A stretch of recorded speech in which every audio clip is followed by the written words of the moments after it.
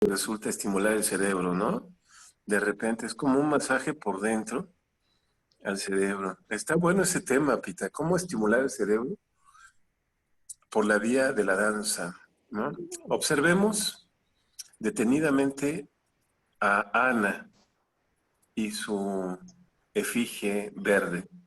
Es como para que está posando para la posteridad.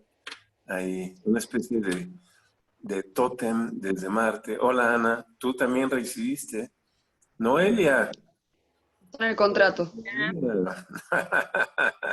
¿Te recibiste por contrato? Tengo los papeles firmados. Es como el nombre de una película serie B, ¿no? Contrato para morir. Bueno, Ustedes disculparán que esté comiendo cacahuates, pero no he comido todavía porque estábamos terminando una sesión y apenas se me dio tiempo de abrir una lata de ostiones ahumados y servirme un ron flor de caña para la ocasión. Ya recibieron la invitación a la comida, ¿no? Del veintitantos, de 27. Bueno, la idea es así, hacer El un poco 20, esto ¿no? que estoy haciendo, pero entre todos, para que no se vea tan mal. Y hacer la ceremonia de partir el pan, que va a estar guiada por Ana, una especialista en la materia. Me encanta cuando te muerdes el labio inferior. en casa lo hablamos. Natalia Nisnievich, otra de las reincidentes. Esta clase se debería de llamar sadomasoclaste, porque vienen varias de la anterior sesión de culto. Bienvenidas, pues, a esta sadomasoclase, cuyo tema, para continuar con las elaboraciones, va a ser un tema que las compañeras que vienen de hablar del buto, Andrea,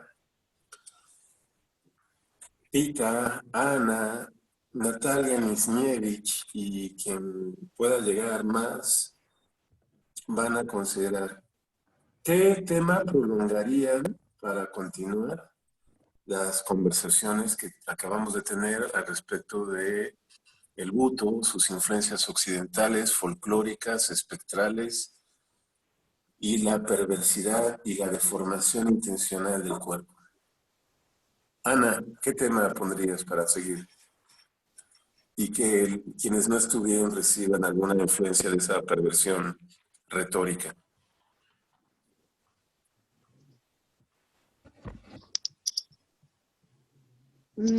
Quizás está bueno seguir preguntándonos por las influencias en las ritualidades.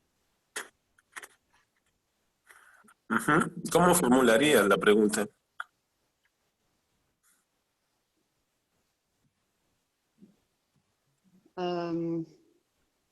¿Cuántos ingredientes propios y ajenos tienen los rituales hoy en día? Eugenia Esterna, otra de las renacidas en el grupo. Qué buena la vuelta, Eugenia, qué vueltota Acá se dio. estoy. Sí, fue una semana que no pude conectarme y siento que no los veo hace un montón, pero bueno, los estuve escuchando y acá estoy de regreso. Gracias, Eugenia. Gracias, Ana, por darnos una señal. En efecto.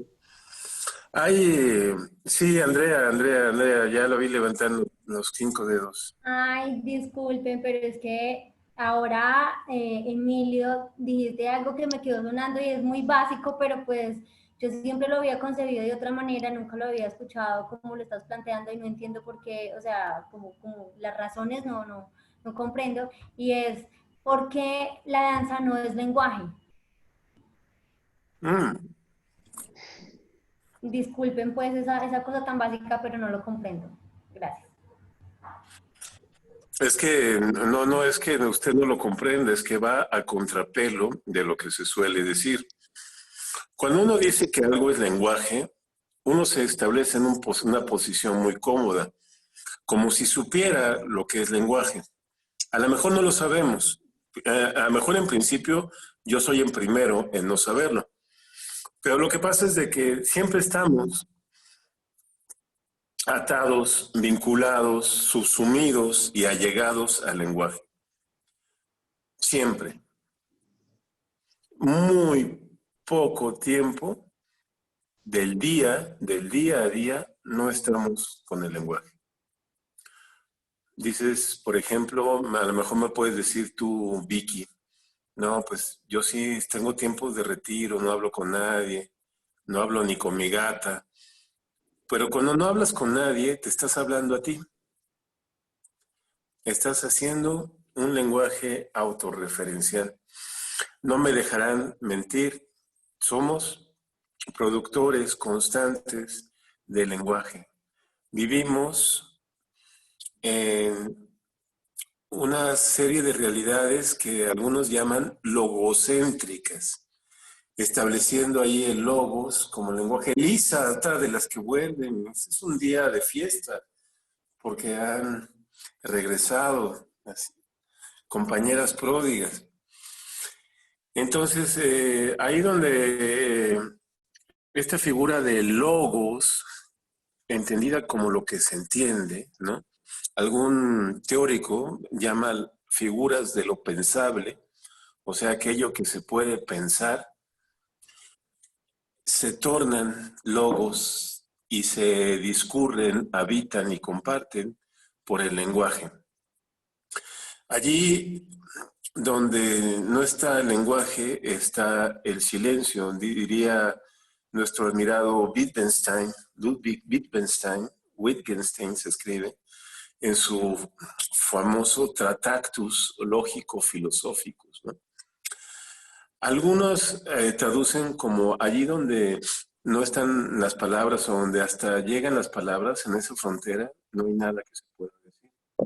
Pero realmente parece ser que la traducción más correcta y además más inteligente es allí donde las palabras encuentran su límite, está el silencio. El silencio es aquello de lo que no se puede hablar, lo cual no quiere decir que no exista, simplemente no se puede hablar. Las palabras ya no alcanzan eso que existe, pero que no accede al lenguaje. Otra persona aquí, a lo mejor Noelia, a lo mejor Natalia, o a lo mejor Libertad, que acaba de llegar a la sesión, al igual que Pilar, es otra reincidente. Llamamos a esta sesión, Pilar, la sesión de la sadomasoclase por la reincidencia de quienes estuvieron en Buto y ahora vuelven aquí a seguir sufriendo. Entonces alguien, a lo mejor las compañeras que mencioné, o a lo mejor la propia Eugenia, me podrá recordar aquí los tres campos que menciona Lacan: el imaginario, el real y lo simbólico. Me podría decir, ¿sabes qué es lo real para Lacan? Pues lo real es de aquello precisamente de lo que no se puede hablar, como el orgasmo o la muerte, es decir, aquello que se vive, pero la realidad es lo que no alcanza el lenguaje para Lacan, ¿no? Eso me parece fascinante. Esas experiencias de lo indecible son lo real, es aquello que nos afecta, pero que no tenemos precisamente un alcance simbólico. O sea, lo real sería lo impenetrable a lo simbólico, y lo simbólico es lo matizado, tapizado y enjuagado en su mayor parte en el lenguaje. Pero afortunadamente pensadores como el que estamos viendo ahora, gracias a las compañeras que nos están haciendo el aguante de leer en voz alta, Roland Barthes, en ese mismo libro, refiriéndose a una experiencia del cuerpo que puede ser real, es decir, que puede ser indecible, pero que insistimos en ponerle palabras, es el amor, ¿no? Pasa que todo el tiempo estamos hablando del amor. Confiesa, Noelia o Pita, confiesa, Pita, todo el día, en algún momento de todo tu día, hablas del amor. Escuchas canciones que hablan del amor, lees por ahí algún librillo, ves una telenovela, algo te llega, pero en algún momento del día cruzas el lenguaje del amor o ves que tu realidad está como traspisada de ese lenguaje amoroso. Pero se habla y se habla del amor y a la vez se nos escapa el amor. Porque el amor transita a medio camino entre lo simbólico, lo imaginario y lo real, ¿no? Está a veces a punto de escaparse a lo real cuando ya no encontramos palabras, pero sabemos que ahí está. No sé qué es el amor, pero ahí está y me atrapa. Diría Barthes, me abisma, me descoloca, me rapta. Es una experiencia que entonces podemos llamar como la danza liminal, ¿no? Pertenece a los campos del imaginario, lo simbólico y lo real, sin que esté capturada del todo. La danza parte del cuerpo, que es un hecho cruzado por el lenguaje, inventado por el lenguaje, a tal grado que hasta el propio Lacan es el quien dice algo muy fascinante, es el lenguaje el que nos habla. Eso dice, que nos parece sensacional. El lenguaje nos habla. ¿Qué quiere decir Lacan cuando dice que el lenguaje nos habla? ¿Qué idea tienes de esto?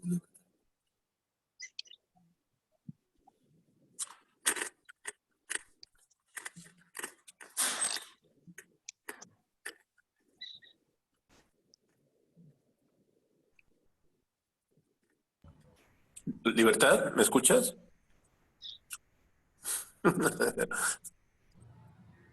Estoy pensando como que de alguna manera nosotros somos receptores de las ideas, del mundo de las ideas, y esto a lo que hablabas hace un ratito. El lenguaje nos habla, lo imagino como nosotros somos receptores del mundo de ideas que de alguna forma a través nuestro traspasan y las podemos como que dar forma o hacer pensamiento, forma o pensamiento, pero a través de ese traspasar del mundo de las ideas hacia nuestra realidad, ¿no? Desde nuestro enfoque. Algo así. Pues es muy buena tu apreciación, Libertad, muchas gracias. Yo había elaborado una explicación con base en aquello que son las cosas y las palabras que compartí en un seminario que llevamos con Ana, aparte, que se llama Poner el Cuerpo. ¿Te acuerdas, Ana? Y entonces empecé a dirimir un montón de especulaciones respecto de esto que dices, de verdad, con las palabras y las cosas. Y Ana se encargó de mandarme una flecha directa al corazón cuando me dijo, bueno, gracias por tu clase de lingüística, pero pasamos a otra cosa. Entonces, corro el riesgo de que me lo vuelva a decir, pero lo diré. Exactamente. De hecho, podría remitir al libro de Sartre, ¿no? Las palabras y las cosas. Mot et les choses. No es de Sartre, me equivoqué, es de Foucault, ¿no?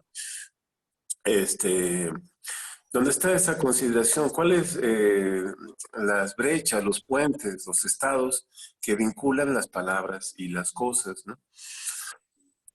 No nacemos a las cosas, nacemos a las palabras de las cosas. O sea, vivimos una realidad perceptiva, pero la realidad se acaba de construir nosotros por las palabras que heredamos al respecto de las cosas y que después de nuestra experiencia corporal rápidamente van a ser ciertos idiomas, ¿no? Yo y mi hermana le hablábamos, a mi hermana Nora, le hablábamos a mi tía de una manera y a mi abuela le hablábamos de otra manera.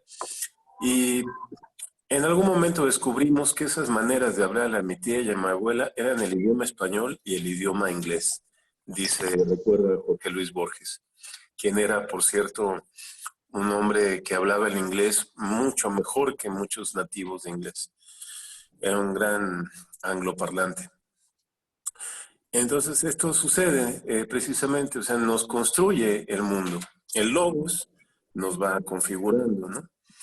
Para mí la danza es uno como la poesía, como la visión o como diría Ana, lo ritual, porque quiero conectar esto con la intención de Ana de hablar.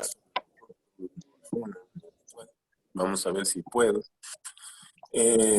Lo propio del ritual para mí sería lo indecible, Ana. Y lo extranjero sería precisamente aquella forma de enunciar el ritual.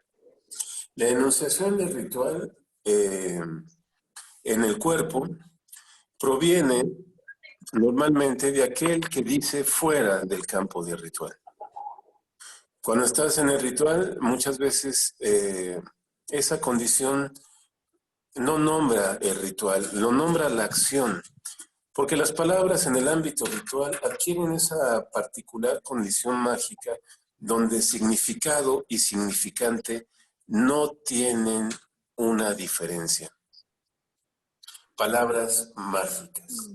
Dice Eugenia, ¿podrían apagar los micrófonos, por favor? Eugenia, ¿podría apagar usted su micrófono, Emilio, por favor? Nah. Para que dejemos de oír insensateces. Entonces, estamos en el ritual muchas veces en el terreno de la palabra mágica, donde el decir la palabra es traer el sustantivo, la cosa en sí. No hay una diferencia, no existe la cuestión semántica en ese orden de distinguir, ¿no?, un signo con lo que alude a ese signo. Entonces, estamos viciados del lenguaje. El lenguaje de repente se vuelve en nuestro cuerpo una enfermedad. Una peste, diría, para recordar la sesión que acaba de pasar, diría con esa figura Antonin Artaud, refiriéndose mucho a los hechizos que el lenguaje opera en nuestro cuerpo. Revisa con lo que estoy diciendo, haz como una especie de escaneo de tu cuerpo y ve cuáles son tus lugares malditos del cuerpo. Los lugares hechizados. Porque una tía, porque tu mamá, porque tu papá, porque tu hermano, ¿no? A lo mejor estabas tú cerrando los ojos y pensaban que estaba dormida y alguien dijo, mirándote, ay, pero esta pobre niña, mira qué triste y fea que es, no va a llegar muy lejos. Y tú lo escuchabas. O a lo mejor peor, te lo dijo con los ojos despiertos, te lo dijo de frente, o te lo dijeron burlándose de ti, ¿no? Te dijeron Rosita, o te dijeron bolita, o te dijeron narizón, o te dijeron puto, marica. Tu propia familia te dijeron, no sirves, no vas a llegar muy lejos, no sirves para nada, mejor no intentes esto. Estas cuestiones que son cotidianas son hechizos muy poderosos. Determinan, putita, dice Libertad, ¿no? Putita, chaparro, negro de mierda. Esas descalificaciones no se pueden dejar pasar tan fácilmente, porque inscriben el cuerpo, lo tatúan con una herida muy profunda. Y no, al estar con otros cuerpos, pues no podemos escapar de esa cuestión, de esa confección arbitraria del lenguaje, porque esas predicciones crean un estado de trauma y creo que hay que enunciarlo de esa manera, ¿no? Con mucha seguridad, cada uno de nosotros puede estar viviendo un estado de trauma particular. Y yo recomiendo que para confrontar ese estado de trauma podamos vislumbrar cuál es el repertorio lingüístico que determinó o que acompaña ese estado de trauma. Porque eso nos va a dar mucha información para trabajar y romper esos hechizos. En ese ritual necesitaríamos un exorcismo, literalmente, yo te sugiero en esa cuestión a lo que me ha resultado mucho. Compartí esto que te voy a decir con una compañera del diplomado que no está aquí, pero que está en una situación ligada a este estado. Era hacer una partitura con esas frases, esas oraciones que son maldiciones, llamándolas como tal, maldiciones o hechizos. Hacer una partitura escrita en una vela, un cirio para que se pudiera quemar, ¿no? Y que Solver coagula la libertad directamente. Y hacer un Solver con tu propia orina durante 5 días, en la primera ducha de la mañana. Recolectas la orina en una vacinica o en un recipiente, tibiecita, así como sale la primera, porque es la más cargada, eso. Y entonces te metes a la ducha, antes de que abras la canilla o la llave del agua, vas a bañarte con tu propia orina y te vas a restregar bien con ella, dándote un baño fuerte. Incluso puedes beber algunas gotas de tu propia orina y después ya realizas el baño cotidiano. Eso lo puedes hacer durante 5 días.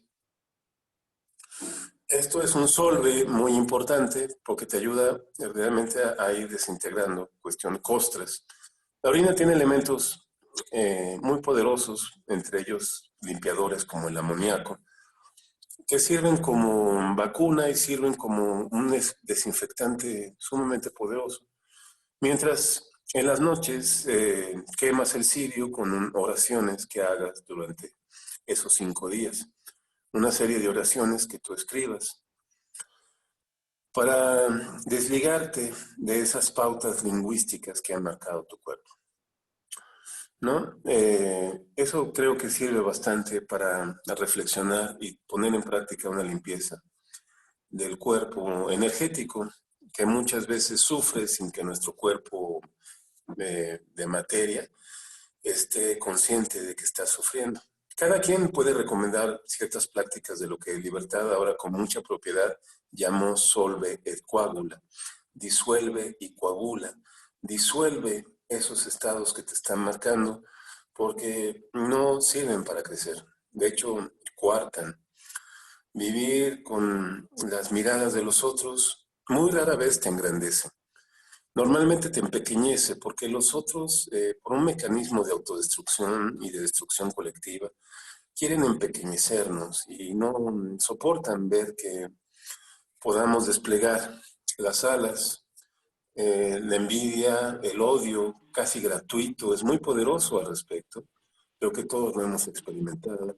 Entonces tenemos que estar muy alerta acerca de el lenguaje, porque puede ser grandioso la fuerza del lenguaje para crecer, pero también tiene una fuerza muy tremenda para destruir. A lo mejor me fui por las ramas porque la pregunta de Andrea era por qué la danza no era un lenguaje. Pero aquí vuelvo, Andrea, no me olvidé, ¿eh? No me olvidé. Ya di mi cuota esotérica, entonces existen otros campos del entendimiento que no necesariamente son lenguaje y que pasan por lo que Barthes, perdón, decíamos en la cuestión del buto, lo que Barthes llama los textos prácticos, las experiencias. Y la danza forma parte, como el amor, de esas experiencias, Andrea, que son perfectamente comunicables y transmitidas como discursos, no necesariamente como lenguaje. Hay danzas que son muy lingüísticas, por supuesto. Ciertas formas de ballet lo son, porque están contando o quieren contar algo. Pero la danza realmente no es muy buena para contar. La danza está más cerca del canto que del cuento.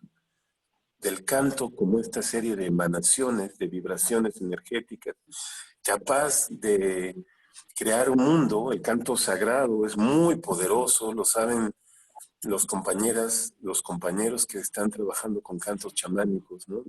No está Cecilia, pero vieron que ella trabaja muy fuerte con los cantos de la Amazonía peruana, ¿no? Alguna, por ejemplo, aquí en otra sesión evocó a los griots africanos, ¿no? Están los borrados, también huicholes, que tienen un canto particular. Oímos en algún documental, si quieres, se los paso, los cantos de María Sabina, la sabia de los hongos, esta chamana mazateca, que tenía una capacidad especial. Entonces estamos, por supuesto, en el campo de la vibración como una forma de crear cuerpo muy fuerte. Eso se conoce desde antaño. La vibración emitida por el canto o por el cuerpo es una forma muy poderosa de incidir en el aparato que llamamos psicofenomenológico, de cambiar estados de conciencia, de hacer hipnosis profundas, de llevar el alma por un viaje largo y profundo. Esta persona que capaz de llevar el alma por un viaje largo y profundo tiene un término, se llama psicopompo. Psicopompo, con P primera, que quiere decir aquel que lleva la alma a un viaje, ¿no? Es un tipo de chamán. Hablábamos anteriormente en la sesión de Buto de Tatsumi Hichikata. Él era un gran psicopompo. Era una persona capaz de conducir la estado psicofenomenológico, llamamos libertad, o sea, una raíz en la construcción de la psique y otra raíz en la construcción de la experiencia, tomando como base la fenomenología de Hughes, de la filosofía de la experiencia, que él llamó fenomenología. Entonces, nos permitimos, con Ana, especialmente Ana, tuvo la responsabilidad en esto de acuñar el término psicofenomenología. No es cierto, Ana, te estoy echando carrilla. No, fue totalmente mi responsabilidad. Así que asumo las consecuencias del caso. Ahí está tu índice maldito.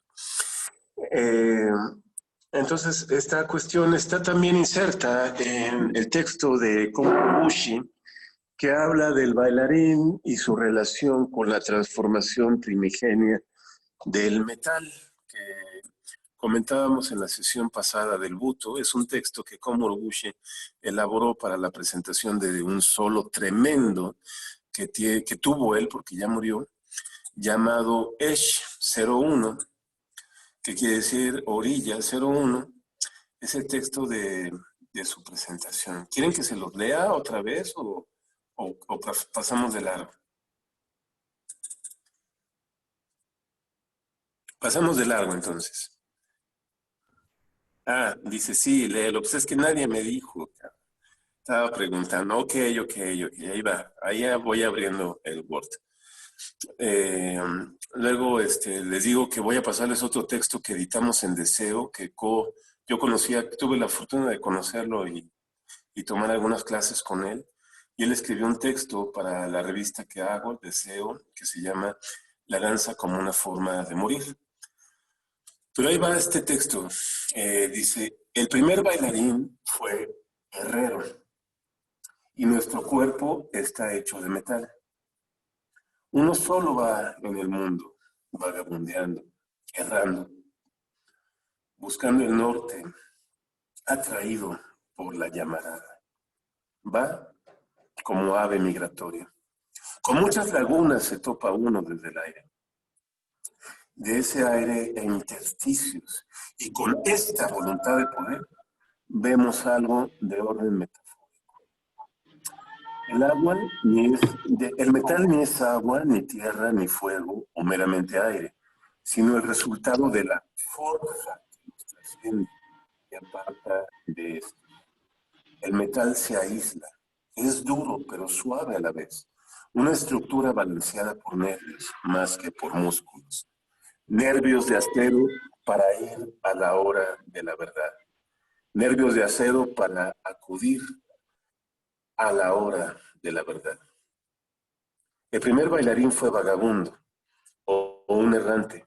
Fue metal, un instrumento metálico, afilado, y que abre la grieta del destino entre la comunidad y la naturaleza. Incide una herida profunda entre la comunidad y la naturaleza. La comunidad, cerrada sobre sí, se abre con dolor a la naturaleza y permite la comunicación. Uno se endurece a golpe de martillo en el horno negro y sin fin del caos y el ruido. Sonido es la danza, sonido es el cosmos que vemos. El primer bailarín era cojo, manco, era un tuerto. Hephaistos, quiere decir Hefestos, este bailarín de la mitología griega, el discapacitado. Alberic, se refiere a Alberic de los Nibelungos. Alberic, el enano. Tatarashi, el ciego. Una raza de tuertos, mancos y zurdos que sobreviven tal como Tanguy Sazen, un personaje antihéroe del folclore japonés. Tuerto y cojo, pero no para contribuir a las ilusiones de redención, sino para la burla del buenismo hipócrita social. Los bailarines son estaciones. Unos son de invierno nada más y su danza es ese viaje. Las estaciones tienen un conocimiento. Bailar y vivir al límite de esos cambios, de lo que tiene forma hasta lo sin forma. Voy a repetir esto último. Bailar y vivir al límite de esos cambios, de lo que tiene forma hasta lo sin forma. De una resistencia a otra, de lo que queda de la primavera la destrucción que es inicio de otra forma, sufrir y quedar en andrajos, morir y no obstante saber que es una manera más neta sobre lo vivo. Este es el texto. Por supuesto, está muy intenso y por eso lo repetí, al límite bailar de esos cambios, de lo que tiene forma hasta lo sin forma. Lo que tiene forma es este cuerpo que ves y que tiene forma adaptada por un cuño de molde que le han puesto con la mirada y el lenguaje, lo han encerrado en esa forma. Y entonces el baile hace esa herida, provoca esa herida entre el cuerpo y la comunidad para llegar a lo que no tiene forma. La forma de la danza, compañeras, compañeros, no es figura. La danza, si tiene forma, es intensidad. Forma en danza es intensidad. Es esta no forma que uno puede comprender desde la vibración del cuerpo que emana, desde la sangre que emana comunicación. Piensa en tu sangre no como un torrente nutricional nada más, sino como un vehículo que está comunicando a tu cuerpo múltiples informaciones desde aquel origen remoto en donde tú no tenías tu nombre ni tu género. Podías haber sido un animal o una piedra o un árbol. Eso está comunicándose en tu sangre, en tus huesos también. Los huesos no son una mera estructura de sostén. Qué injusto sería reducir el aparato óseo a eso. Es también una comunicación muchas veces desubicada y olvidada porque pensamos que es un mero coso duro que nos sostiene cuando está habitado por dentro de suaves materias que misteriosamente comunican como los ríos subterráneos que tienen el agua más dulce. Entonces aquí Komuro Bushi está aludiendo también a aquel chamán que tiene relación con las piedras y que está en el libro que les pasamos Ana y yo sobre los herreros y alquimistas, ese libro de Mircea Eliade, lo pasamos hace poco, que ustedes habrán visto cómo el deslumbramiento fue de las piedras de luz, las piedras que llegaron del cielo, los metales llegaron de otro lado, llegaron del cielo. Se establecieron en la entraña de la tierra que lo recibió bien, pero fueron meteoritos, piedras de luz, piedras de lejos.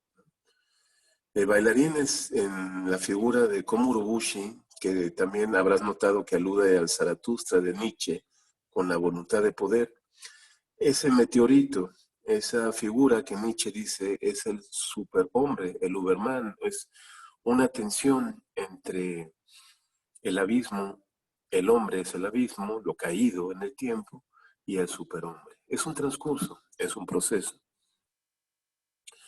Y me llama la atención en esta cuestión de aceptar esta deformidad sagrada. Quizá a ti también te haya llamado la atención contemplar en el libro de Mircea Eliade el chamanismo y las técnicas arcaicas del éxtasis, que muchas iniciaciones de chamanes están vinculadas a una deformidad física, a una especial deformidad. Lo vemos también en el libro de Fragmentos de un discurso amoroso, cuando Barthes habla del átopos, refiriéndose al apodo que recibía Sócrates. Cuando tú ves un busto de Sócrates, te asombras porque era un hombre, parece, pues hasta cierto punto monstruoso. Y le decían el átopos, pero no por su configuración física poco agraciada, sino porque algo extraño él provocaba cuando se encontraba entre los oyentes, ¿no? Estaban un concurso de hombres apasionadamente discurriendo. En esa etapa de Grecia era como hacer pesas, ¿no? Como estar en el gimnasio, ¿no? Con otros hombres ahí compitiendo, viendo quién levanta más, quién está con más músculo, ¿no? Y ponle otra barra, y oye, ya no aguantas. Ahorita que digo esto, me acordé del tiempo que hacía pesas, es apasionante. Estás ahí, ya se te rompe el pecho y le pides a tu compañero, otra barra, ponle otra barra, para que haya esa onda testosterona de competencia. Bueno, esta condición de la exacerbación del cuerpo llevada a otro lugar donde el cuerpo no deja de ser cuerpo, pero es otra cosa, un no lugar.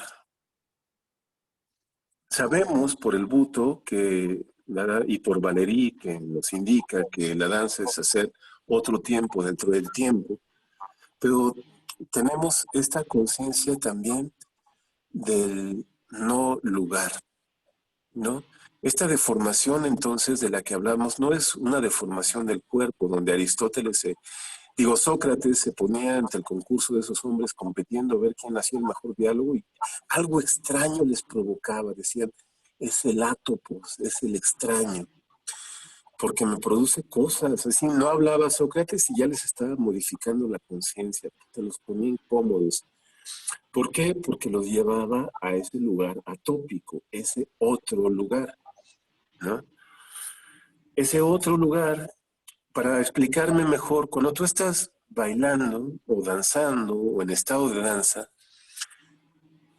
te aseguro, te garantizo que sabes dónde estás y sabes que no estás, ¿verdad? Es decir, estás haciendo algo en un lugar, pero ese lugar no sabes cómo es. Sin embargo, confías plenamente. No sabes cómo va siendo la forma de tu cuerpo, ni te importa, porque te pones en las manos del átopos, del daimón. Fluyes en un nicho que no es un nicho de materia, pero que te da la confianza de seguir fluyendo. De repente alguien de fuera te dice, ay, Pita o Noelia o Natalia, no mames, qué cosas hiciste, canija, ¿no? Pensé que te ibas a matar, no, qué bárbara. ¿Cómo es posible que hayas hecho eso? Me llevas a la gloria, nunca había visto. Y tú dijiste, bueno, ¿será? No sé qué hice, hasta que a lo mejor te ves en un video y dices, ah, canija, ¿a poco era yo? Estoy muy cabrona, porque no, pues es que estás desarrollando ese no lugar, ese átopos, perdón, se me atoró el ostión ahumado, como un estado alterado de conciencia, dice Vicky. Sí, claro, por supuesto, déjame ir por un poco de ron, porque siempre el ron ayuda a llevarnos a ese no lugar de despejo de la garganta. Entonces, este no lugar que es como parte de una palabra que viene con atopía, que es la palabra utopía, ¿no? Siempre en la preparatoria o quizá en la secundaria, incluso nos dejan leer ahí a Thomas More, en la utopía, ¿no? Thomas More. La leíste, ¿no? Ese lugar que es el ideal, ¿no? Es la meta soñada. Pues es un no lugar, pero tiene que existir, porque sin ese no lugar, la vida sería una especie de basura cara, ¿no? Tiene que existir para llevarnos más lejos.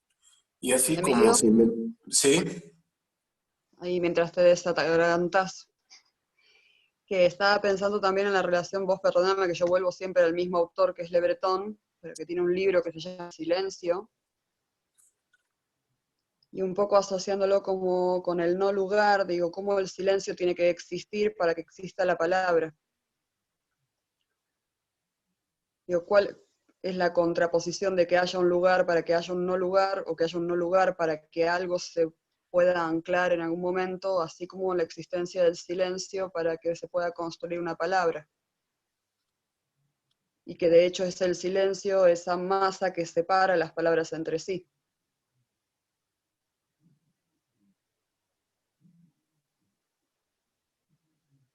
además de que la frase hecha de que la danza es lo que sucede entre un paso y el otro, digo, como esos lugares donde parece que lo que no está, en realidad está para que todo lo otro suceda.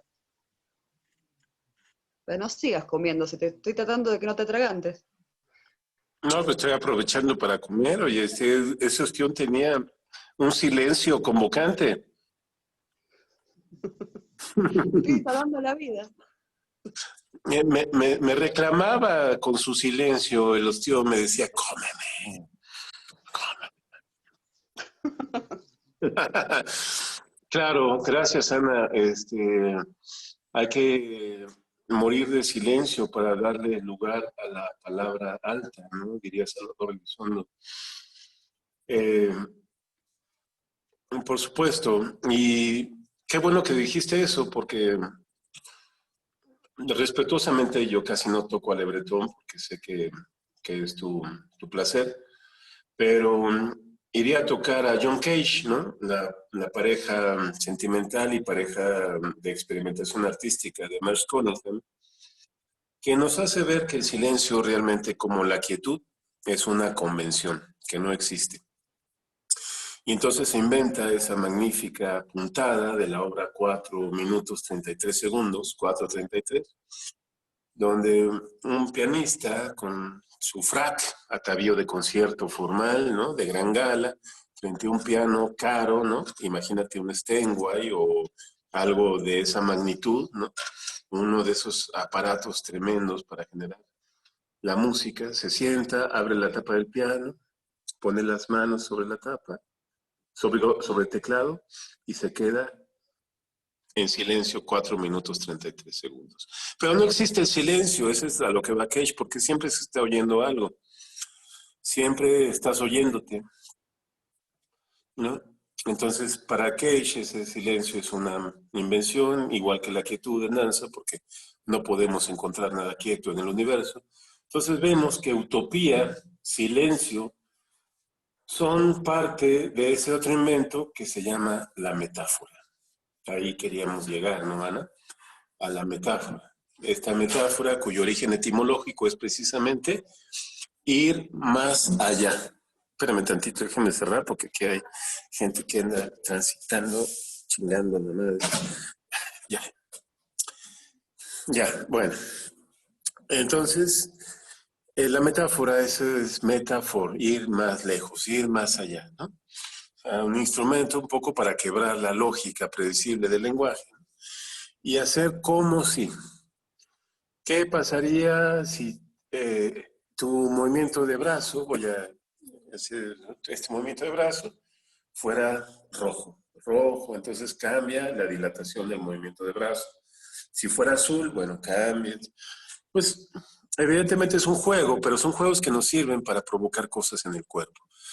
Hay toda una serie de disciplinas somáticas, como la que se especializa Ana, que es Feldenkrais. Bueno, no sé si Feldenkrais, idioquinesis, por ejemplo, que utilizan metáforas anatómicas, como las del toroide, para incidir sobre partes a las cuales es muy difícil o no es posible llegar directamente, como los huesos, ¿no? Entonces, cuando contemplas un hueso, por ejemplo, la cabeza del fémur y su inserción en la cadera, pues puedes imaginar el toroide, una dona que está allí, una dona de energía, y a través de lo que sí puedes manipular, que son ciertos movimientos muy suaves y pequeños y la respiración, ¿no? Puedes penetrar en esa cavidad tan importante. Pongo un ejemplo, pues creo que conocido por todas, porque bueno, independientemente de los estilos o géneros de prácticas de danza, creo que la cadera es un punto central para trabajar con metáforas anatómicas.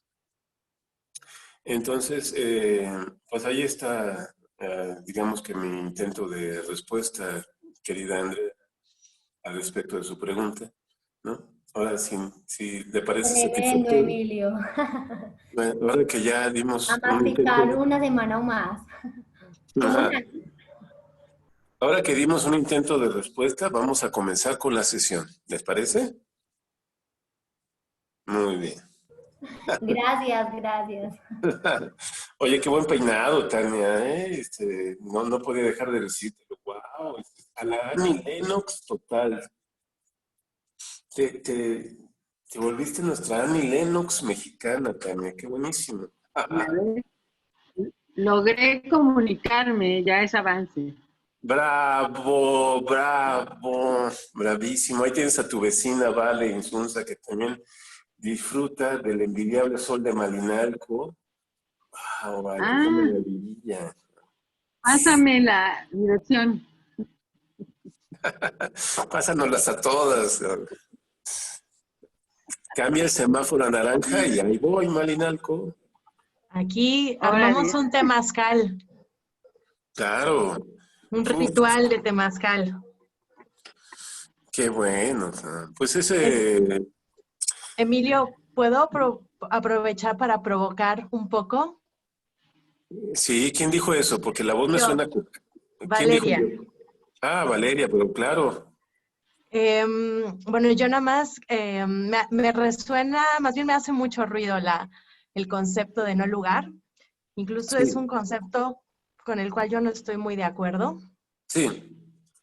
Precisamente porque creo que nunca dejan de existir los lugares. Lo único que hacen es cambiar, ser transitorios a otros lugares. Los llamaría más alter lugares, que más que no lugares, porque los lugares no podemos hablar de una inexistencia, de una esencia, no de materialidad, pero sí de espacialidad, que ya sea que se construya a través de lo metafórico, lo simbólico o lo material, cualquiera de las dos. O sea, el espacio, el lugar no se construye solamente de lo material, y además porque siempre hay una identidad en los lugares. Entonces, más que no lugar, yo le llamaría alter lugar. Estas transiciones que a lo mejor son micro transiciones que pueden suceder espontánea y momentáneamente, pudieran tener una concepción de no lugar, pero me parece que es muy micro, porque siempre en esta dialéctica va a haber una des-re, o sea, es un quitar y poner, pero creo que en este desfase y en esta transición es más que un vacío o un dejar de ser, es una transición. Bueno, así lo veo yo. Ay, gracias, Vale. Me encanta cuando alguien no está de acuerdo, porque esto genera, primero que nada, genera la posibilidad de confrontación, de esa violencia excitante que implica, ¿no? El diálogo. Sí, no, tú lo llevaste a un lugar muy bueno, porque siempre es a cuestión de precisar estas cosas. Gracias, Vale. Precisar, por ejemplo, que primero que tienes razón, que no hay vida sin un sentido sensoespacial, ¿no? Lo cual nos lleva a un sentido propioceptivo. Bueno, puede haberla si estamos enfermos, por ejemplo, de una muerte cerebral, ¿no? En donde nuestro cuerpo siga con signos vitales, pero el cerebro esté... Pero ni siquiera sabemos, Vale, porque esos estados clínicamente son muy misteriosos. De repente sucede que alguien despierta de un coma durante años, ¿no? Recita un poema de Homero en griego, que nunca sabía griego, y vuelve a entrar en coma. Menciono un caso real. Entonces, nosotros, Vale, estamos tomando el concepto de no lugar de un antropólogo francés que se llama Marc Augé, o Marc Augé, que es también un etnólogo, es el autor de ese concepto ahora tan en boga que se llama sobremodernidad, ¿no? Que es una reflexión del individuo en esta crisis de los lugares de origen y la mega abundancia de tecnología, ¿no? Derivada de capitales de esclavitud laboral como China, ¿no? O Filipinas, etcétera. Entonces, él acuña ese concepto de sobremodernidad, ¿no? O sea, cómo sucede una ruptura del capital simbólico originario de comunidades de tradición con esta irrupción de la tecnología que viene también de procesos de esclavitud.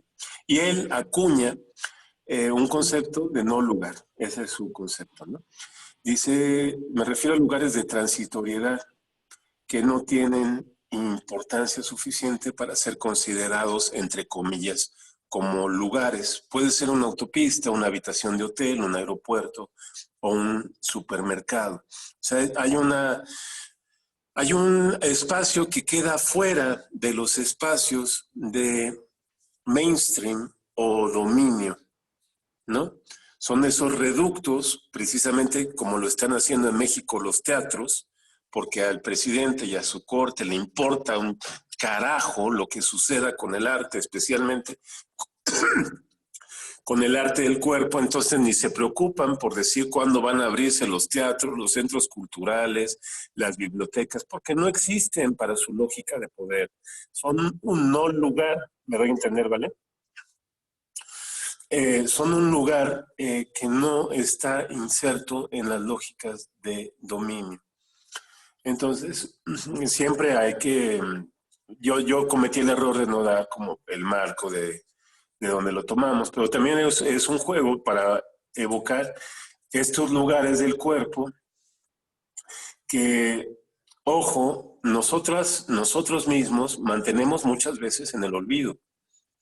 O sea, aquí la pregunta es, que me parece interesante, dado que ya invocamos a Marc Augé, ¿qué tan colonialista estoy siendo yo con mi propio cuerpo? ¿Se entiende la pregunta? ¿Y cómo se manifiesta ese colonialismo? O sea, ¿cuáles son los lugares y usos de mi cuerpo a los cuales estoy dando preponderancia?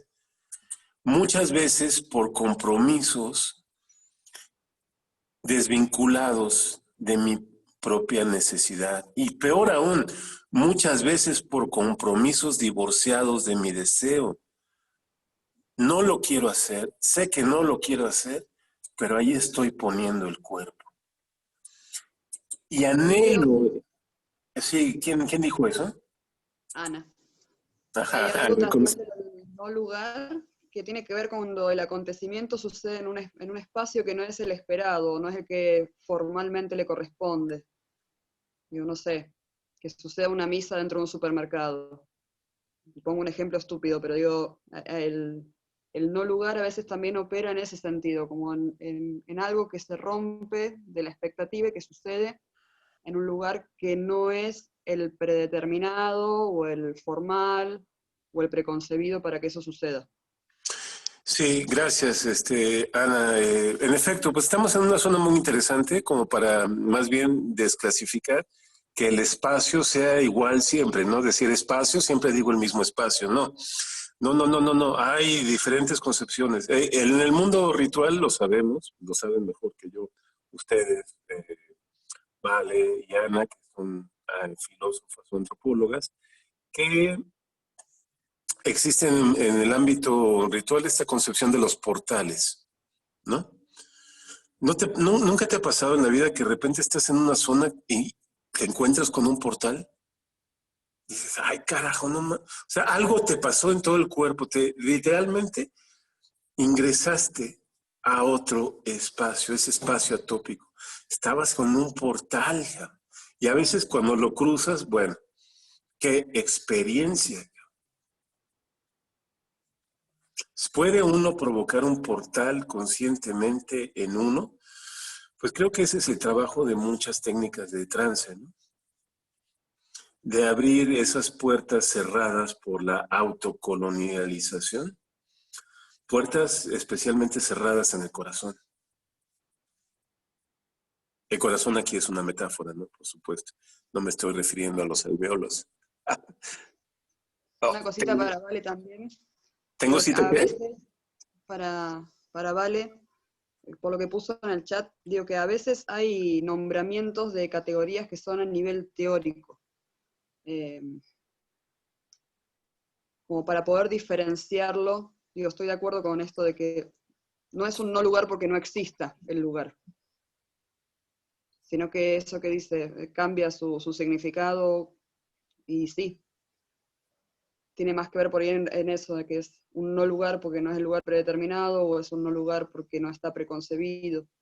Pero quizás en vez de decir todo eso, la síntesis teórica, el molde que se le da al concepto es el no lugar. Digo, no estoy defendiendo a muerte a Marc Boucher tampoco, digo, no, no pasa por ahí.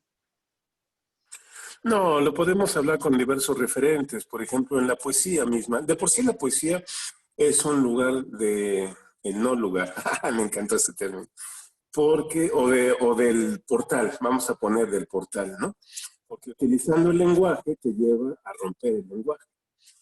Para la prueba siempre está a la mano, afortunadamente, los haikus, ¿no?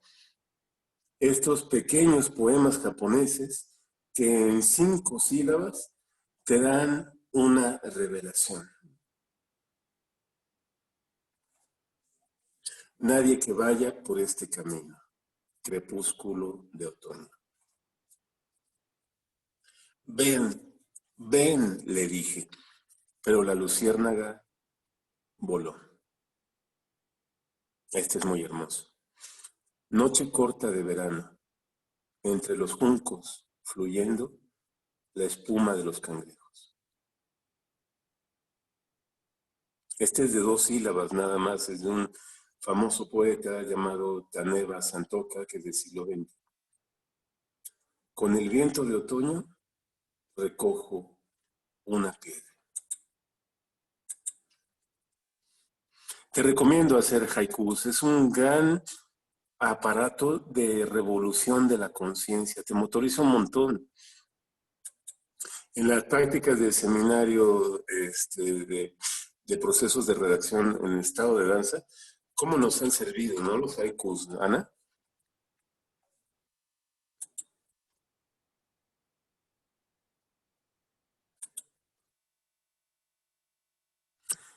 Y también Vos sos el que sale de esta relación, así que yo no te voy a decir nada, estoy de acuerdo, pero...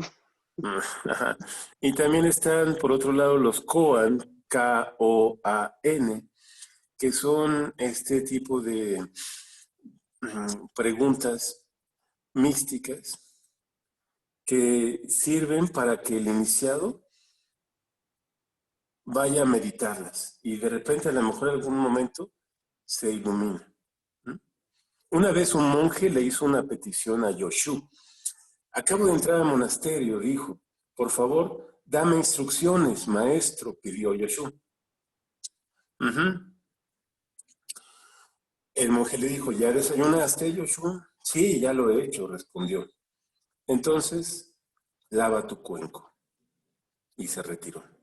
Lava tu cuenco, el cuan. Pues, ¿qué me quiso decir este cabrón?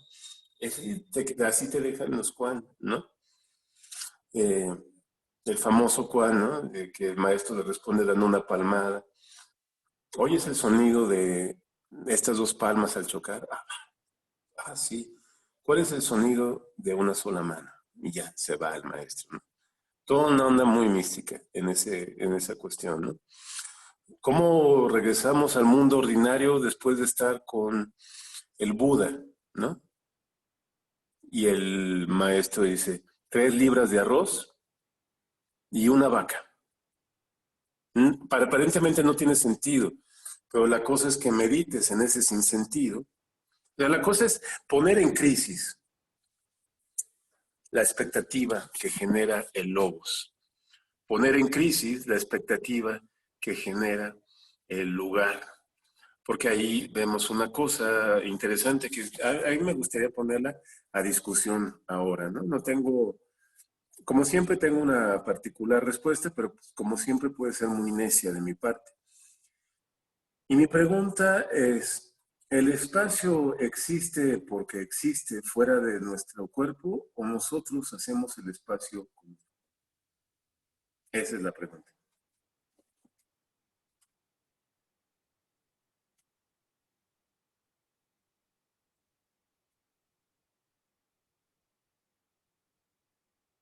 ¿Qué opina usted, Eugenia?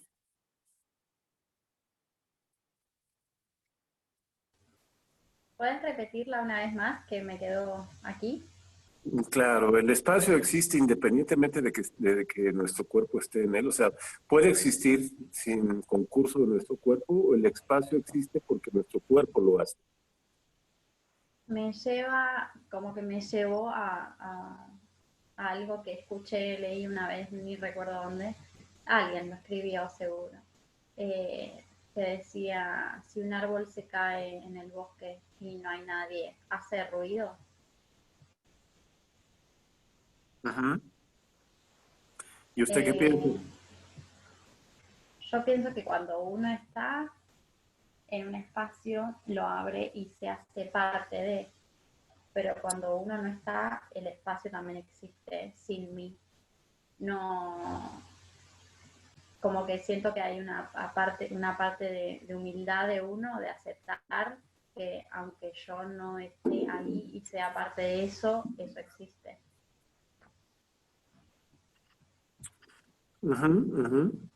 Fíjese qué buen punto lo puso. Si estuviera aquí con nosotros un chabón que se llamaba Thomas Berkeley, ¿no? Nos diría su frase famosa que funda el idealismo: ser es ser percibido. O sea, aquello que existe, existe a medida que haya alguien que lo perciba, ¿no? Entonces, ya cuando lo querían acusar de hereje, porque dijeron, no, pues si este Dios, ¿dónde lo dejas, no? Entonces inventó una salida fantástica, dijo, si no hay nadie que perciba a ese árbol que cae, el sonido se percibe porque quien está percibiendo todo siempre es Dios. Entonces así, de un plumazo, solucionó la existencia de Dios como el gran perceptor, el gran percibidor de todo. A ver, aquí hay un chat muy activo, dice Vale, totalmente, pero que no sean visibles no es que no existan. Pero esos lugares más bien toman otros significados. Nosotros somos espacio, nos apropiamos del espacio, producimos espacio. Luego Brenda dice, nos apropiamos del espacio, de los espacios, y le damos esas categorías de lugares o no lugares en cuanto le damos significado. Claro, sí, vamos muy bien.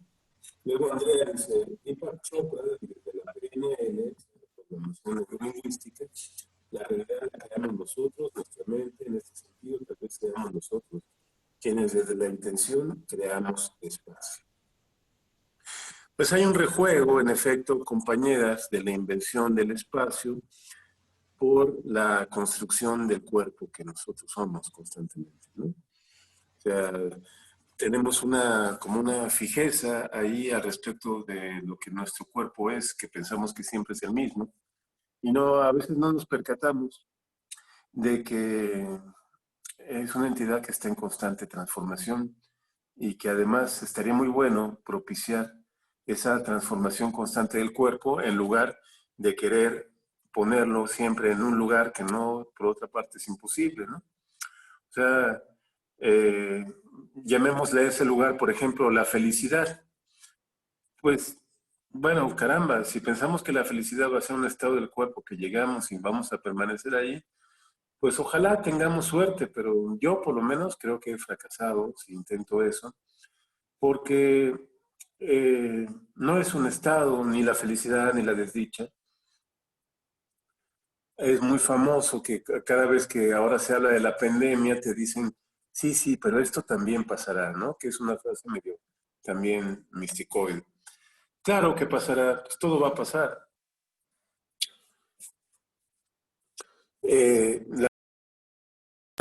¿Cómo apostarle a la posibilidad de felicidad, por ejemplo, o de otro tipo de estados que uno busca, en el cambio, ¿no? Ahí está el alto valor del concepto de Nietzsche, que también viene en Zaratustra, del amor fati, el amor al destino, ¿no? Amar lo que venga, porque lo que venga es para mí.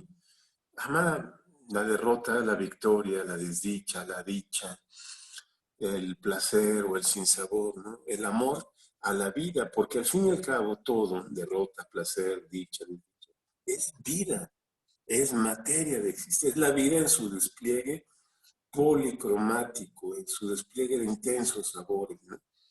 Y entonces dirías, bueno, qué increíble, porque si puedo ser capaz de amar esa experiencia múltiple, pues voy a enriquecerme de vida. Y además, no solamente soy el perceptor de los espacios, sino como diría Brenda, soy creador también.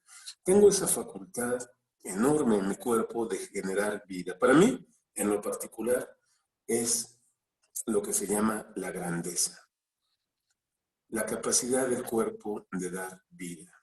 Y no me refiero a tener hijos, por supuesto, me refiero a generar situaciones que antes no estaban. Yo cambio cada día, aunque no quisiera aceptar mi cambio, porque me han enseñado que soy insignificante o tengo que, para ser relevante, ir por cierto lado, nada más. Pero creo que afortunadamente, compañeras, compañero, Lucas, ahora estamos más despojados de la idea de que alguna situación de vida nos va a dar el éxito, ¿no? Estamos totalmente despojados del American Way of Life, del American Dream, del sueño americano, de creer que cierto estado de trabajo, de carrera, nos va a dar algo de meta en la vida, ¿no? Creo que este es el aprendizaje grande que se obtiene a partir de cuestiones de crisis intensa como la que estamos viviendo, ¿no? Que siempre, en cualquier estado, por muy precario que sea, podemos crear, podemos generar un cambio en esos espacios.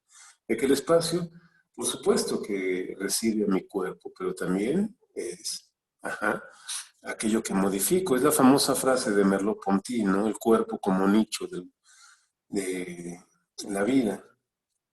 O sea, somos vida arrojada a la vida, pero vida que puede cambiar la vida. ¿Se entiende? Y de ninguna manera nadie puede venir a decirme que mi capacidad de cambio es menor que otra. Desde ese punto no puedo aceptar nunca que podemos hablar de un cuerpo insignificante y otro que vale más. Que esa es la gran trampa de la democracia, ¿no? Que te dice que todos somos iguales, pero en el día a día te das cuenta que unos son más iguales que otros. Esto es algo importante para Giorgio Agamben, que dedica toda una saga de 9 libros. El último es un libraco fabuloso que se llama Los usos del cuerpo. Una saga que se llama Homo Sacer. El Homo Sacer es una figura latina antigua de un hombre que había cometido un delito importante y entonces cualquiera que viera a ese delincuente lo podía matar sin ninguna consecuencia, porque era el Homo Sacer, era un hombre despojado de la ley, de las garantías que da la ley. Ya no era hombre, pues. Entonces, eso se pregunta, hágame, ¿cuál es el estado de excepción en nuestras sociedades? ¿Quién genera ese estado de excepción que nos hace que algunos sean más iguales ante la ley que otros, que algunos tengan más acceso a cosas que otros, ¿no? Entonces, hace este pensamiento que le da para mucho. Te digo, son 9 libros de la saga del Homo Sacer. Y se plantea entonces esto, ¿no? O sea, esto que estamos hablando, por supuesto, va contra la idea de los espacios democráticos, ¿no? En el sentido de que son espacios iguales para todos, ¿no? No, por supuesto que no, porque eso nos permite ese juego hipócrita de poder que algunos tengan los mejores espacios y otros no. No, la idea es cómo podemos relacionarnos en nuestras diferencias, cómo podemos integrarnos en nuestras realidades múltiples, ¿no? Tomando puntos de contacto precisamente en las diferencias y no buscando esta supuesta igualdad. Emilio, Entonces, sí, Ana. es tan antropológico. Hay un texto que se llama Constructores de Otredad, que plantea las diferenciaciones de lo distinto, lo diferente y lo diverso. De nuevo, a nivel teórico, ¿no? Pero la diversidad como una categoría que invita a integrar esas diferencias.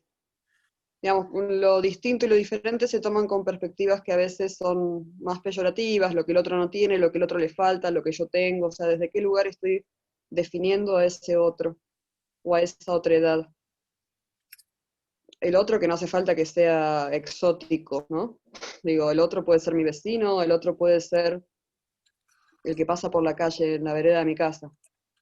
Entonces, digo, es un lugar interesante la diversidad como categoría para meterse a escarbar un poco de esa integración, de cómo esa convivencia de lo diverso es posible. Gracias esperamos que nos mandes el libro, Ana. Y que nos mandes una grabación como guía de estudio al libro, por favor, acompañando el libro. Uh-huh.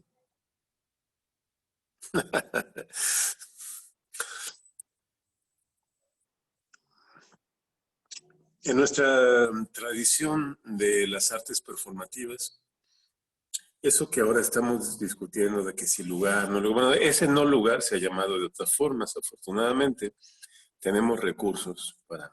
El Buto, decíamos en la sesión anterior, lo ha llamado Ma, el Ma, un tiempo entre tiempos. El tiempo no es una corriente unívoca, sino que tiene intersticios, tiene escisiones, y el Ma es precisamente esos tiempos que se ubican entre los tiempos. Seami, con Z, un sabio actor, antecesor del Buto, un japonés también, lo llama la flor. De hecho, escribe un libro que se llama El Tratado de la Flor. La flor es ese no lugar en donde el bailarín actor, no hay en la tradición de Seami una distinción entre el bailarín y el actor, así como tampoco en las danzas tradicionales de la India. Yo les voy a compartir un texto de una compañera mía, mexicana, que Vale y Tania conocerán, se llama Yael Binaver, la esposa de Chas, que durante mucho tiempo vivió en India aprendiendo danzas clásicas, especialmente Odissi y Bharatanatyam, y escribe este texto que me pasó para la revista que se llama Nata, el bailarín actor. O sea, Nata es la figura del performer.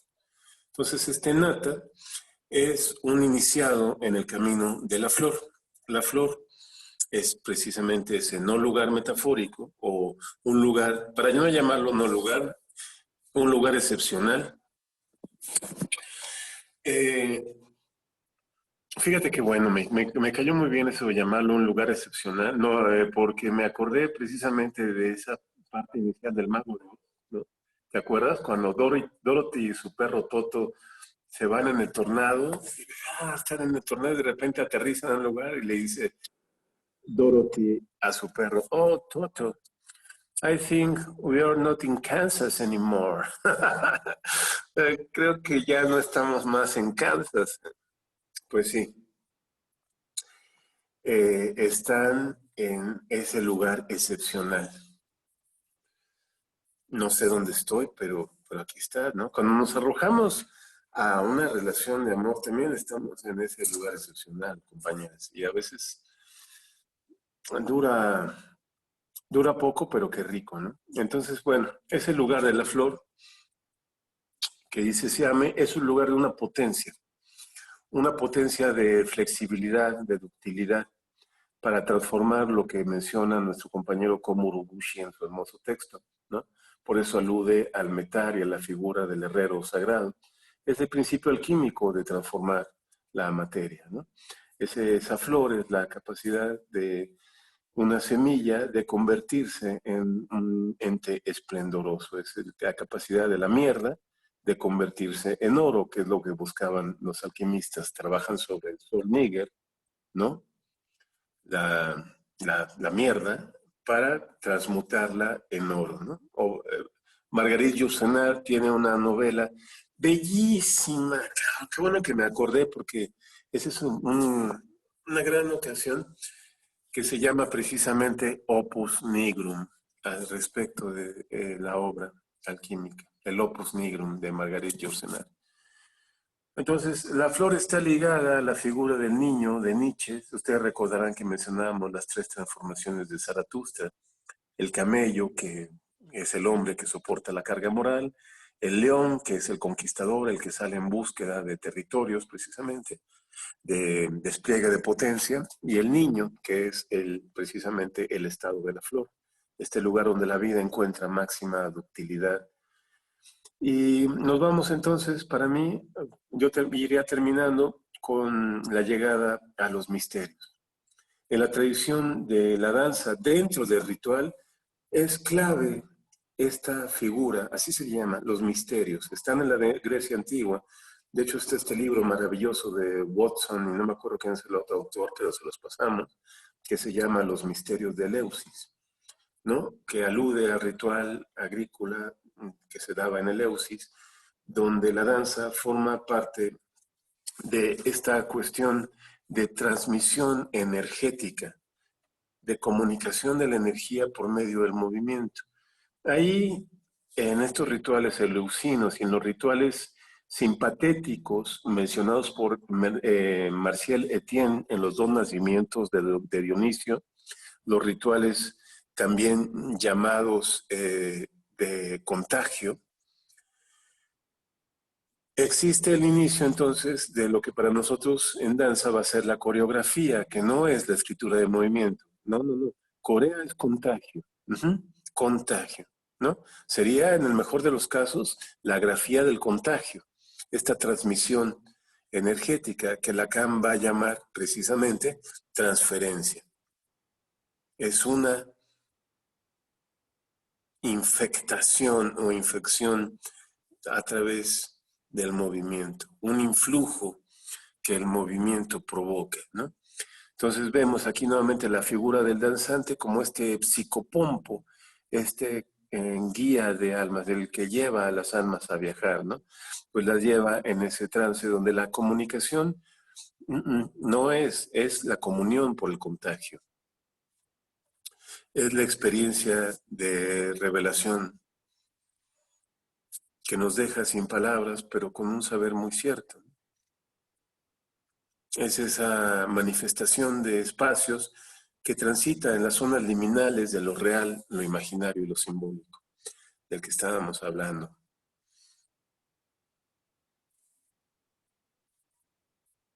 Dice Sergio, ¿entonces el ritual siempre es enlazado en el Eros? Ah, qué buena pregunta, Sergio. Entonces el ritual siempre es enlazado en el Eros, la transferencia es en el amor. Pues yo diría que existe también, Sergio, de manera muy personal, pero asentado en colegas de Mircea Eliade como Eduardo Castiglioni, o el autor de un gran libro que gracias a tu comentario ahora les podemos pasar, que se llama Encantamiento y Magia, que son lugares creados por este matrimonio, fusión entre Eros y Tánatos, entre la pulsión de vida y la pulsión de muerte, ¿no? El Eros alcanza su culmen en lo que los franceses llaman la petite mort, ¿no? La pequeña muerte. Jiri Kilian tiene una bellísima coreografía que precisamente trata de esto, se llama así Petite Mort, la pueden encontrar en YouTube. Si no, se las pasamos completa porque creo que se llevan extractos en YouTube. Muy bella, la pequeña muerte del orgasmo.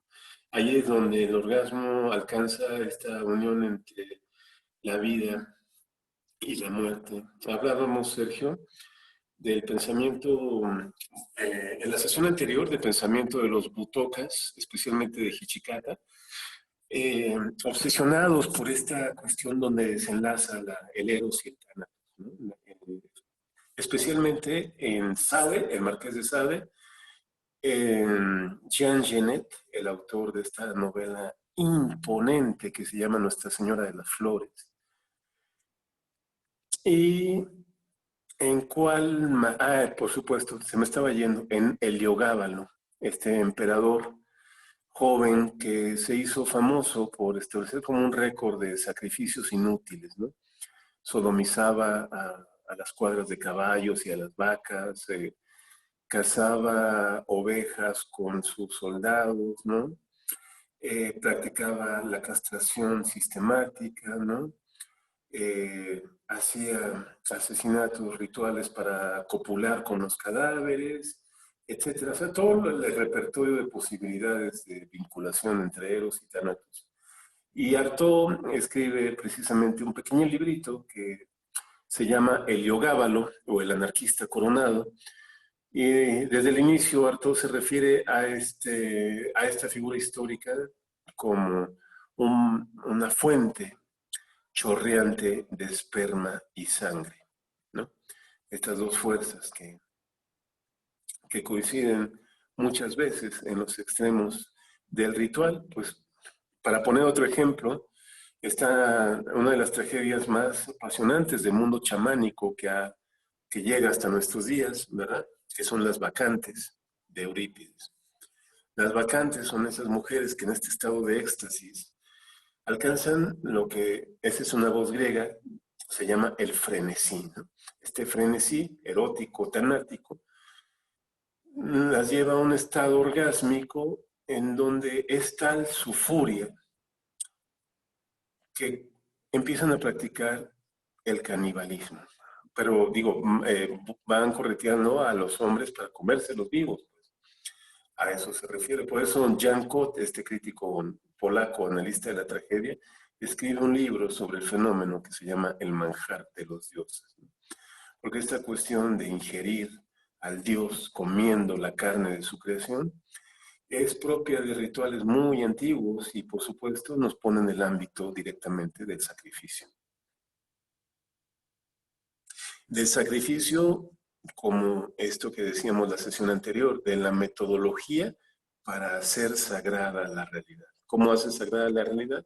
Pues, por ejemplo, una de las vías es comiéndote a la creación de Dios, ¿no? Si yo te como, que tú que eres obra de Dios, pues entonces me vas a dar el Dios dentro de mí. De alguna manera el beso, ¿verdad? Ese delicioso, exquisito y siempre invitante ejercicio del beso es una quizá lejana pero sabrosa forma de comerse al otro. Cada que uno está besando, sobre todo ricamente al otro, a la otra, está practicando un pequeño acto de antropofagia. Ay, te quiero comer, no pocas veces decimos eso, de esa ansiedad. Bueno, compañero, creo que ya ahorita ya me fui al carajo con esto último. Bueno, pero qué antojo. El caso es eso. Y yo dejaría de hablar y hablar aquí para dar lugar a micrófono abierto, devoluciones, quejas, apuntes, cosas que les iban a pensar a nuestros compañeros que vienen, etcétera, etcétera. Películas que se recomienden, libros, etc. Yo aquí, recién cuando hablábamos de esto último, de ingerir al Dios a través de la carne de la creación, como una posibilidad de ampliar eso, también como que lo trataba, porque yo no consumo casi nada de carne, lo trataba de pasar a la comida de los vegetales, por ejemplo, y si nosotros como ampliamos la visión, me parece, también siento que se puede interpretar que estamos comiendo la carne de la creación, aunque no sea técnicamente carne, pero sí es vida, ¿no? En efecto, Eugenia, ¿usted sabe qué son los enteógenos? ¿Los? Enteógenos. No. Los enteógenos son las plantas alucinógenas, plantas de poder o plantas madre, el peyote, la semilla de la Virgen, el San Pedro, ¿no? La ayahuasca. Enteógenos. Palabra también de origen antiguo que quiere decir precisamente enteos, poner a Dios dentro de uno. De ahí viene esto que estás diciendo muy acertadamente. Y que mencionábamos, no me acuerdo ya en qué contexto, que muchas representaciones deíficas o de deidades, el juego y la fiesta, como nuestro muy mexicanísimo Xochipilli, ¿no? Compañeras paisanas, recordarán que Xochipilli, que tiene una reproducción fenomenal en el Museo del Templo Mayor, no es una figura o sea, bailando así con el cuerpo abierto y todo, es un monolito tremendo de una figura sentada, en posición de meditación, con las cuencas de los ojos profundamente hundidas para indicar esta visión hacia adentro. Y en la base de Xochipilli están inscritos varios enteógenos, peyote, tabaco, la semilla de la Virgen, etcétera, el ololiuqui, ¿no? De hecho, hay representaciones en donde, si ustedes buscan en Google, ¿no? Esta cuestión de Xochipilli, van a encontrar que se identifica cada enteógeno en la base. Pues por supuesto, porque así como en el mundo griego y en el mundo indio, de la India, en el mundo prehispánico, los usos rituales de plantas van siempre acompañando la danza. Ustedes recordarán nuevamente este libro de los misterios eleusinos, cómo la danza va acompañada de la ingestión del vino, y el vino no es el vino que conocemos ahora, pero para nada. El vino es como una especie de caldo de tuétano mezclado con sangre, una cosa muy espesa, una sopa en donde se le ha macerado diversos tipos de enteógenos. Watson trabaja especialmente sobre el cornezuelo del centeno. Ese es como el foco de atención. Y las alucinaciones que producen entre los iniciados, aquellos que van a ingresar a las cuevas, porque estos misterios suceden en cuevas, ¿no? Para ver otra vez la historia de la exposición de Demeter y Perséfone, el rapto de Perséfone por Hades, su posteriormente vuelta a la tierra. O sea, es un mito agrícola de cambio de estaciones. Pero estos cuates que están danzando están superpuestos con los enteógenos. Así en el juego de pelota, o sea, el ulama prehispánico, ¿no? Ustedes alguna vez en la vida podrán tener la oportunidad de ver una recreación de lo que podría haber sido la pelota prehispánica, pues de ninguna manera era como un balón de fútbol, ¿no? Era una cosa que parece más una masa pesada que tenían ellos que levantar y poner en movimiento con la cadera, se ponían un caucho grueso en la cadera, ¿no? Entonces, usted te preguntarás de inmediato, pues ¿cómo no es que se rompían la cadera? Si te llega de repente una masa así de pesada, pues te trona el hueso, ¿no? Pero es que estás en un estado alterado. Ken Russell tiene una película fascinante, precisamente ahorita me acordé de eso, Estados Alterados, ¿no la vieron? Está increíble. Es bien 70s, ¿no? Pero mi referencia ya es la edad que me lleva a dar referencias de viejito ya. ¿No?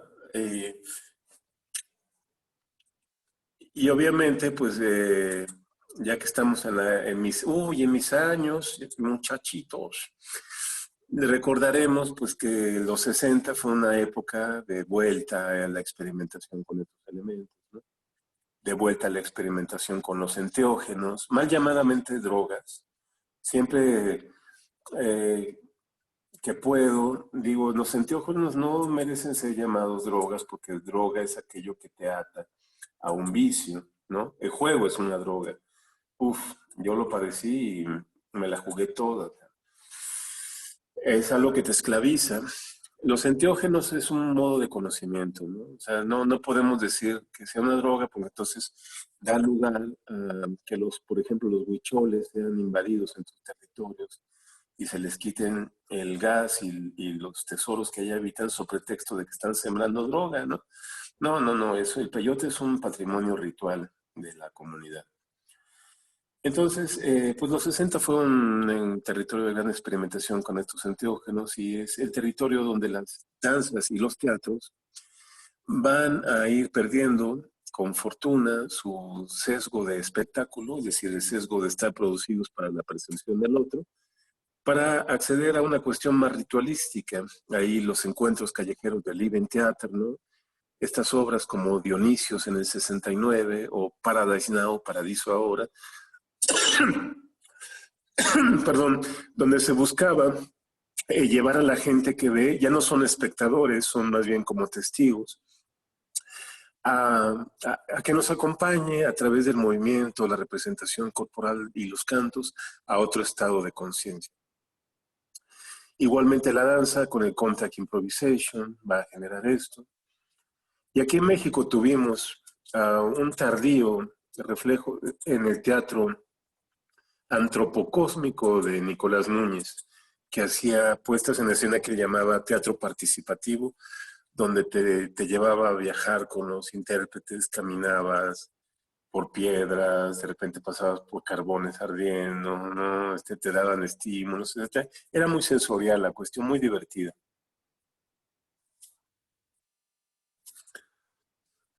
Eso con respecto a lo que usted me preguntó, Eugenio. Gracias. ¿Alguien más?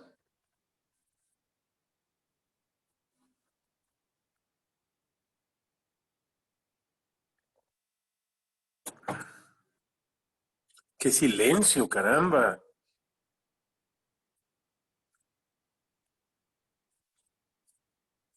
Es como el silencio de Dios, por favor. Brutal. Emilio, perdón, una pregunta. ¿El amor fati es como la aceptación del eterno retorno? No necesariamente. Es simplemente amor al destino. La figura del eterno retorno de lo idéntico, pues lo podemos ligar, pero es una figura que no desarrolla mucho Nietzsche, ¿no? Es una figura, creo que más bien que deviene de la excitación de Nietzsche por el mundo antiguo y su muy particular recreación, pero no lo desarrolla realmente. Entonces preferiría dejar el amor fati sin condicionamientos al eterno retorno de lo idéntico. Gracias. Me basta con saber que se puede amar lo que venga, sea bueno, malo o regular, como una especie de ética práctica.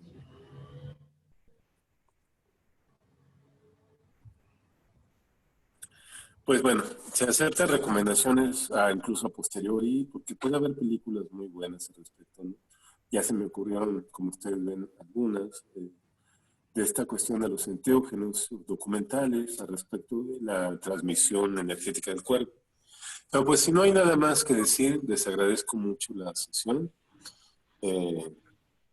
Quedamos atentos al proceso de cada una. Muchas gracias por volver a quienes volvieron del lejano oeste, ¿no?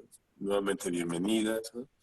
Y pues un abrazo grande, nos vemos después. Besitos. Gracias. Saludos. Muchas gracias. Gracias. Chao. Chao. Gracias. Chao. Chao a todas.